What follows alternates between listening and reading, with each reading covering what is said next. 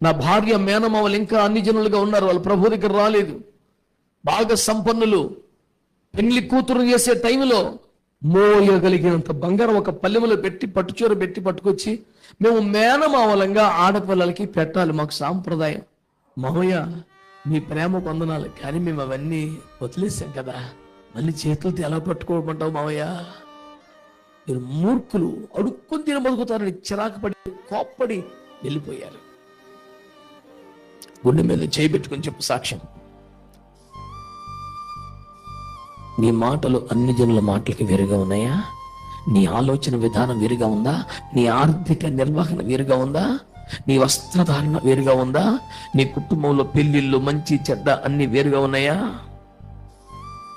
వేరుబాటు జీవితం లేకపోతే అది ఘోర పాపం. కలిసిపోతున్నారా? శుక్రవారం వచ్చేపాటికి పండగ అయిపోతుందా? వారం అంతా బైబిల్ని మర్చిపోయి కామాతురతతో, తిండిబొత్తులుగా, ధనాపేక్షతో, భయం లేకుండా బతికేస్తున్నావా? వద్దు. ఒకవేళ అలా జరిగితే ఎజ్రాలాగా పశ్చాత్తాపడు.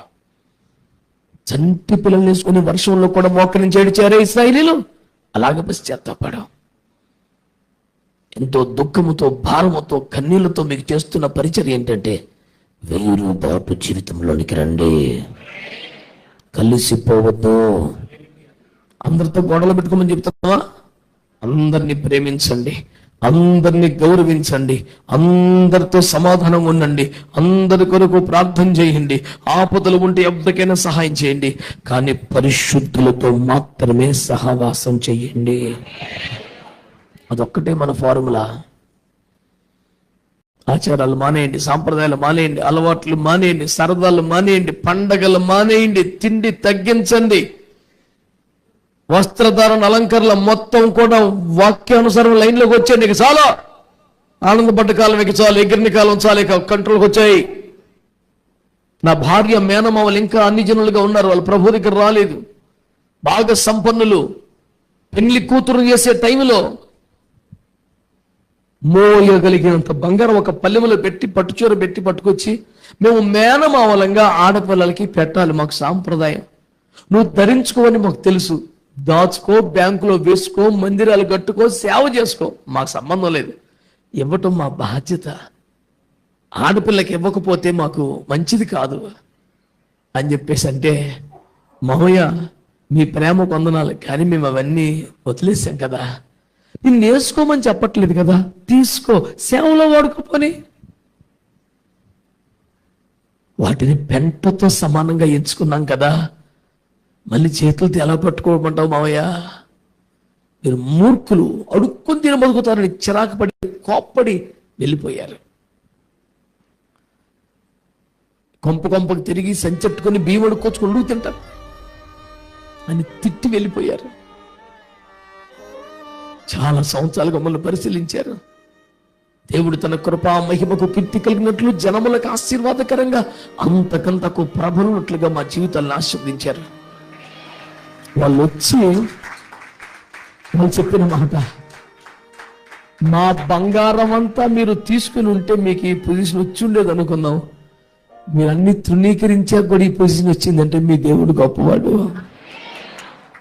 బిడ్డలారా, వేరుబాటు జీవితం చాలా గొప్పది.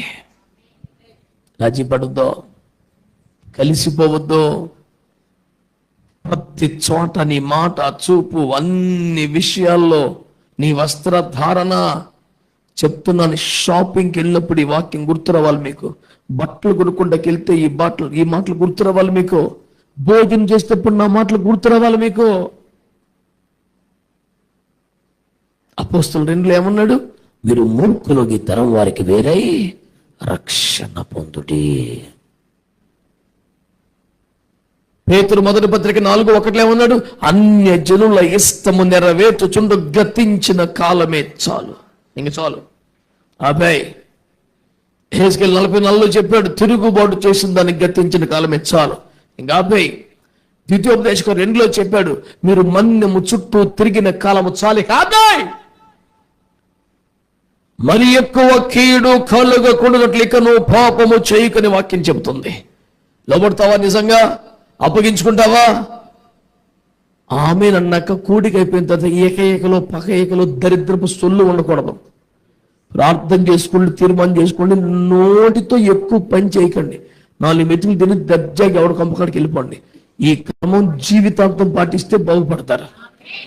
ఏడుపంత అయిపోద్ది, మాట అంత అయిపోద్ది, ఆమెను అయిపోద్ది, ఏకలో పక ఏకలో నవ్వులు, గోల, దరిద్రం. ఎట బాగుపడతాయి జీవితాలు? మొత్తం కంప్లీట్గా చేంజ్ చేసే సిస్టమ్. దేవుడు మనకు దూరంగా లేడు, సమీపంగా ఉన్నాడు. ఈ పనికి మాలిన వేసాలు, ఈ సిగ్గుమాలిన బతుకు వదలలేవా? మానేవా? చర్చి మానే, దరిద్రం వదిలిపోద్ది నీతో.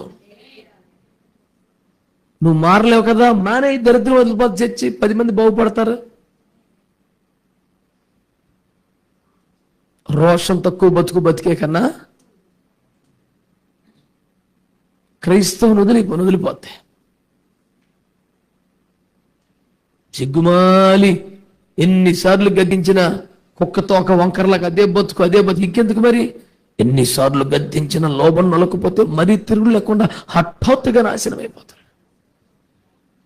బతుకు మార్చుకో, బుద్ధి మార్చుకో, అలవాటు మార్చుకో, వేరుబాటు జీవితము సాధన చేయి. ప్రభు నిన్ను నీ కుటుంబాన్ని కాపాడును గాక. ప్రార్థన చేసుకుందాం.